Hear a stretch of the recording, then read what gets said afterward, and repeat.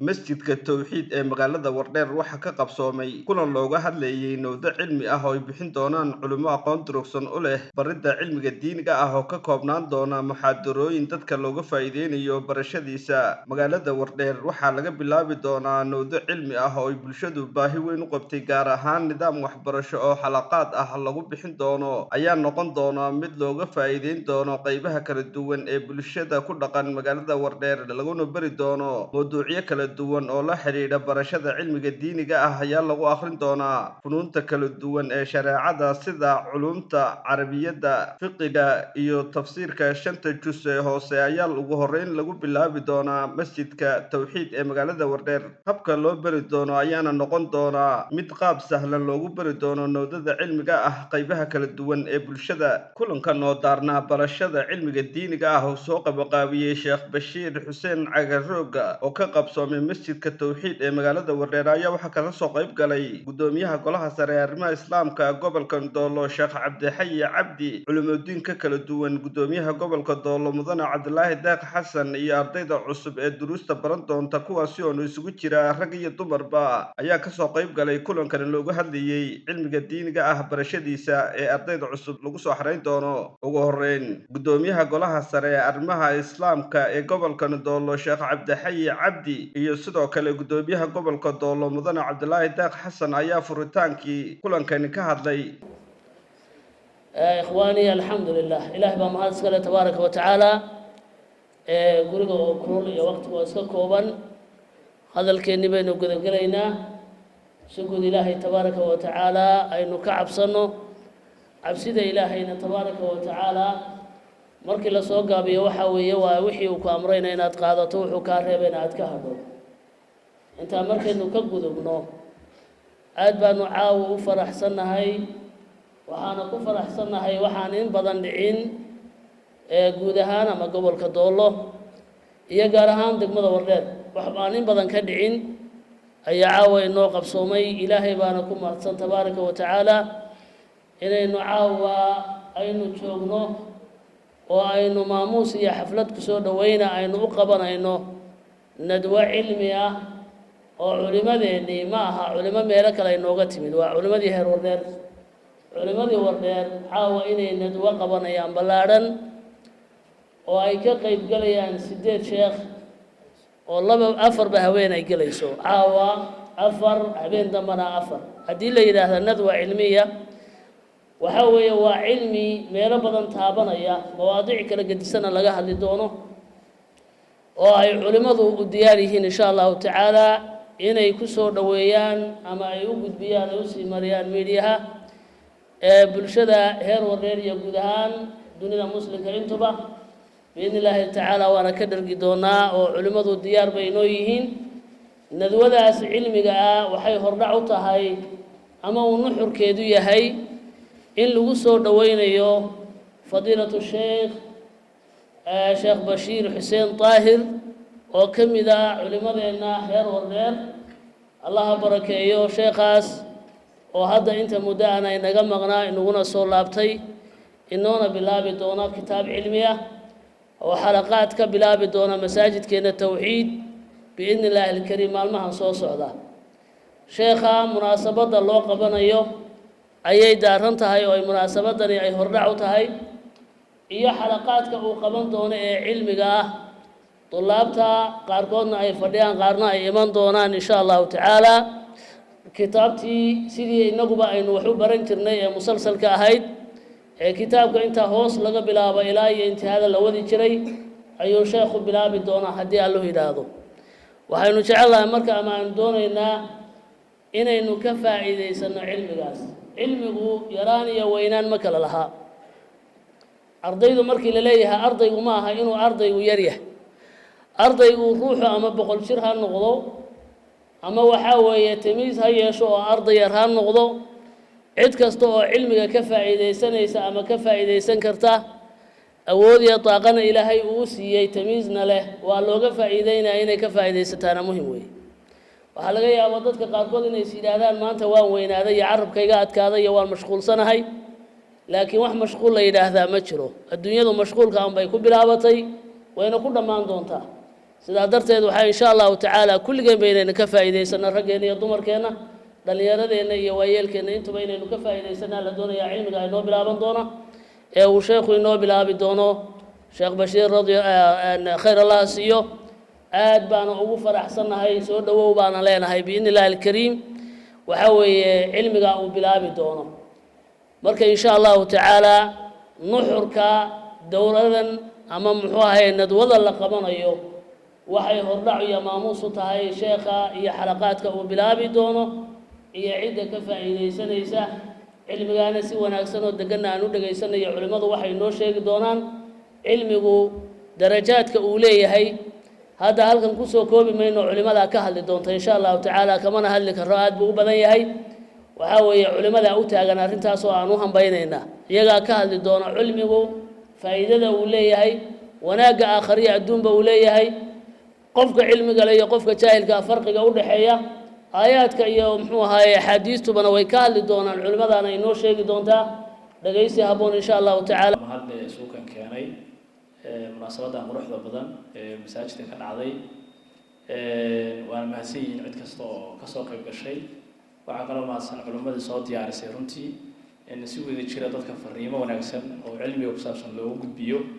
waa qorshe fiican iyadana in lasii laba jibaaro oo meelo badanna la gaarsiiyana u baahan haddii aan la yidhaahdo sheekhana cusub waa soo dhaweynaynaa waa runtii si fiican oo qurux badan buu usoo jeediyey in cilmi fara badan iyo duruus fara badan la soo jeedin doona oo la dhigi doonana uu inoo sheegay iyadana aad iyo aad baan ugu bogaadinaynaa insha allahu tacaala isagana khayr allah ka siiyo inteena dhigan doontana ilaahay nagu anfaco intaa kadib laba kelmadood baan kusoo gabagabeyn tan koowaad waxa weeye ahamiyadda cilmigu uu leeyahay oo uu ku saabsanaa hadda munaasabadan ay ku saabsanayd si fiican baa runtii culimmadu u sheegeen haddii aayado qur-aan ahayd iyo haddii xadiis ahayd waxba kamayna tegin baan is leeyahay sababta waxaa weeye waxay inoo sheegayeen maanta oo dhan qofka cilmiga leh iyo qofka aan cilmiga lahayn farqiga u dhexeeya si fiican bay inoogu faahfaahiyeen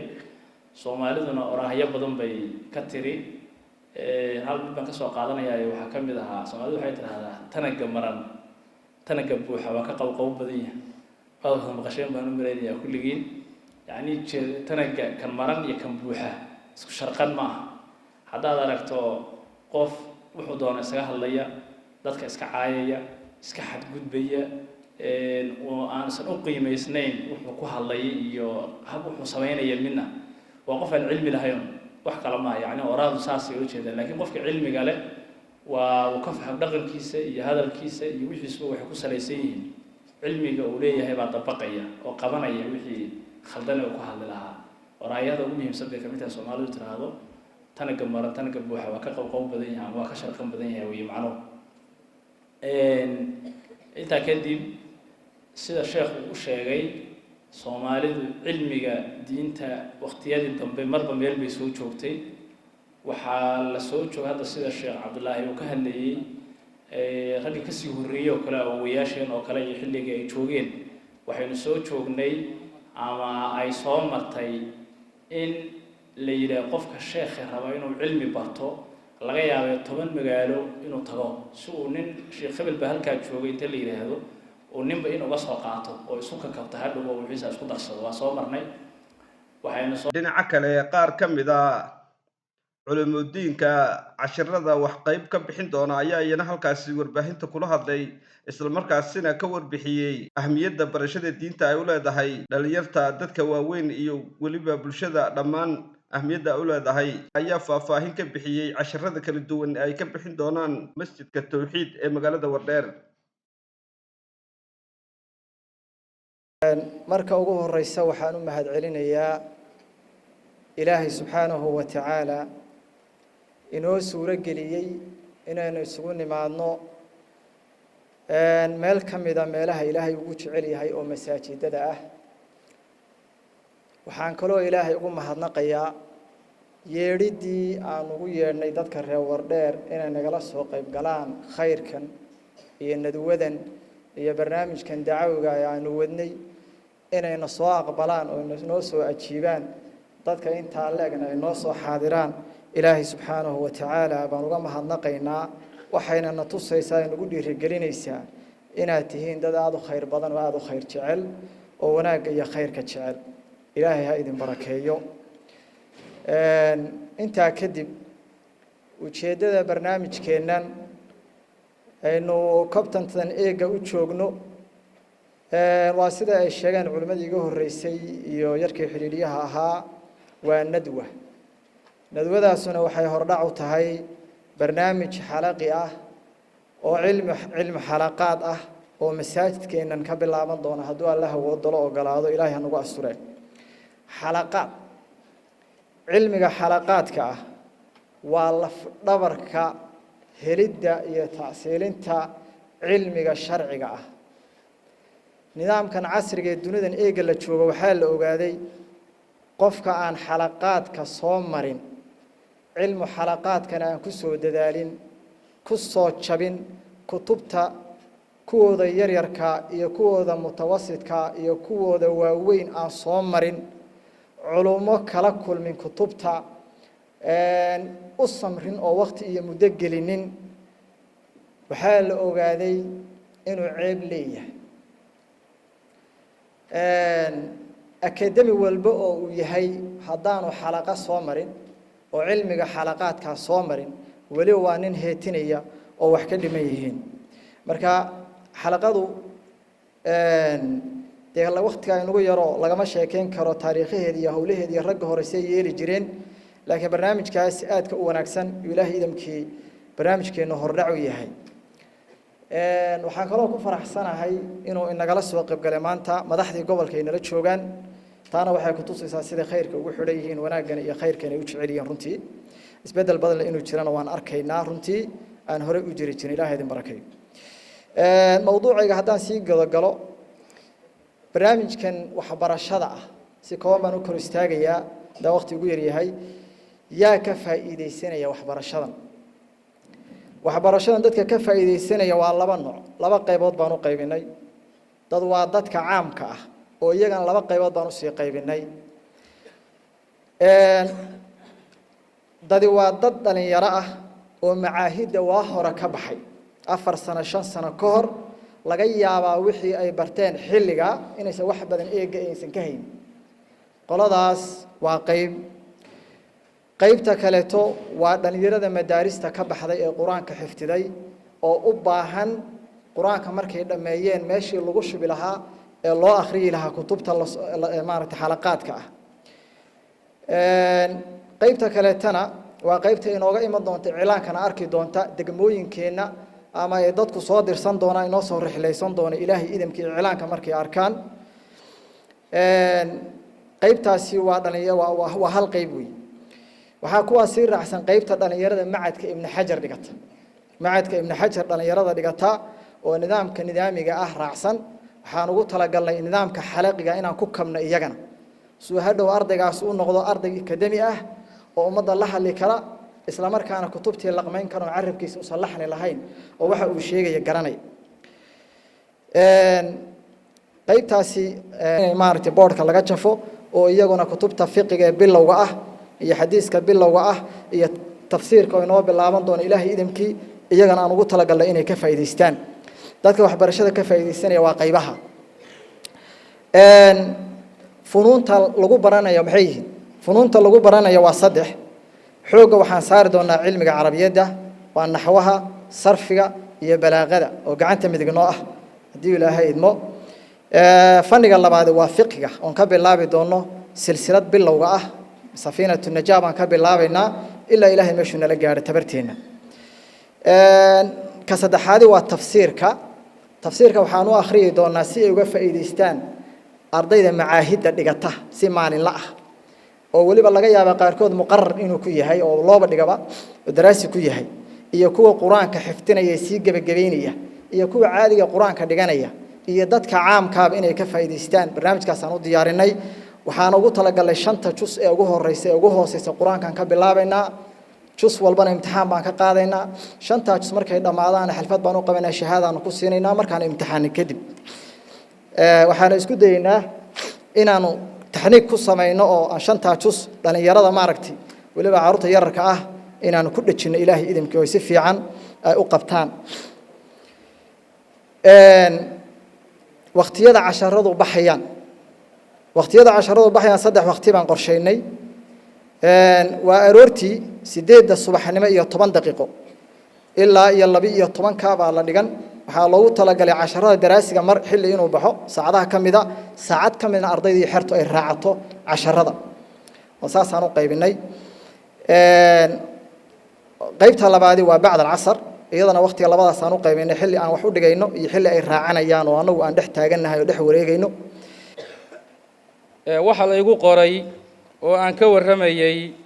iyadoo ay aqoontaydu iska yar tahay kullayto laakiinse haddana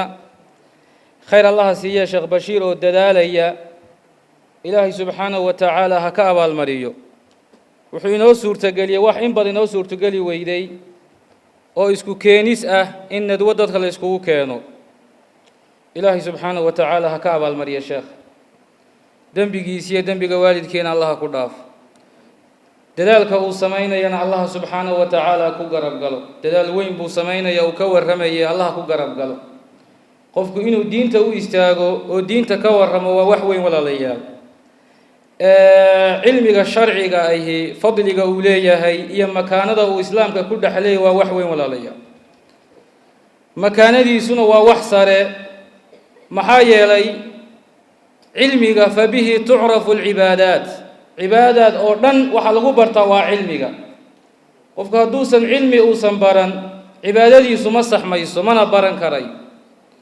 kolka qofku uu barto war shaygan wuxuu yahay ayuu garan karaya waynu naqaanaa war hebelow dabka ka cabso oo maxaa yeelay dabku waxbuu gubayaa waynu naqaanaa war hebelow libaaxa ka cabso maxaa yeelay libaaxa waxbuu cunayaa laakiin cibaadada adigoon baran haddaad istiraahda gal waad ku khaldami meel xun baad kaga dhicin maxaa yeelay waxa wax lagu barto waa cilmiga qofku kolkuu cilmiga barto cibaadada sixi karaya cilmigu waa waxa qalbiga hagaajiyo weey maxaa yeelay qalbiga waxa lagu hagaajiyo waa diinta ilaahay weey barashadeeda iyo ku dhaqankeeda cilmigu waxa ummadda ilaaliya bulshada iyo mujtamaca ilaaliya waa cilmiga walaalayaal sida la ajliga ilaahay subxaanahu wa tacaala ahlu cilmiga wuxuu u kulmiyey sharaf bu adduunya aakhiraba ilaahay subxaanahu wa tacaala u kulmiyey inaynu fadliga cilmiga ka waranno waxaa inoogu filan aayaadka ilaahay subxaanahu wa tacaala qur-aankiisa inoogu sheegay iyo axaadiidta nebiga sala allahu calayhi wasalam ilaahay isagoo tilmaamaya ahlulcilmiga inay ilaahay subxaanahu wa tacaala darajaadkooda kor uu u qaadayo ayuu ilaahay subxaanahu wa tacaala fii suurati almujaadala wuxuu ku yidhi yarfaci illaahu aladiina aamanuu minkum waaladiina uutuu lcilma darajaat wallahu bima tacmaluuna khabiir allah subxaanahu wa tacaala kuwa iimaanka laga helay kor buu u qaadayaa kuwa iimaanka laga helo idinka mid ah iyo kuwa cilmiga la siiyey ee ahlu cilmiga ah darajaadkoodu allah subxaanahu wa tacaala kor buu u qaadaya walaalayaal ayaddaasi waxay daliil inoogu taho inoogu filan calaa culuwi mansilati ahli lcilmi wa rifcatihim fi dunya waalaakhira in ilaahay subxaanahu wa tacaala ahlu cilmiga kor ilaahay subxaanahu wa tacaala u qaaday adduun iyo aakhiraba ilaahay subxaanahu wa tacaala dadka ka saramariyey waxaa inoogu filan fadliga cilmigu leeyahay walaalayaal in ilaahay subxaanahu wa tacaala makhraatigiisii uu la xiriiriyey makhraatigii culimada ilaahay subxaanahu wa tacaala isagoo tilmaamaya fii suurati alcimraan wuxuu yihi aala cimraan shahida allahu annahu laa ilaaha ilaa huwa waalmalaa'ikatu wa ululcilmi qaa'iman bilqist ilaahay subxaanahu wa tacaala wuxuu ka makhraati kacay inuusan alla isaga ahayn uusan jirin malaa'igtuna way ka makhraati kaceen cilmiga kuwa u saaxiibkaana way ka makhraati kaceen in ilaahay subxaanahu wa tacaala uu yahay mid cadaalad u taagan oo alla waxaan hayn uusan jirin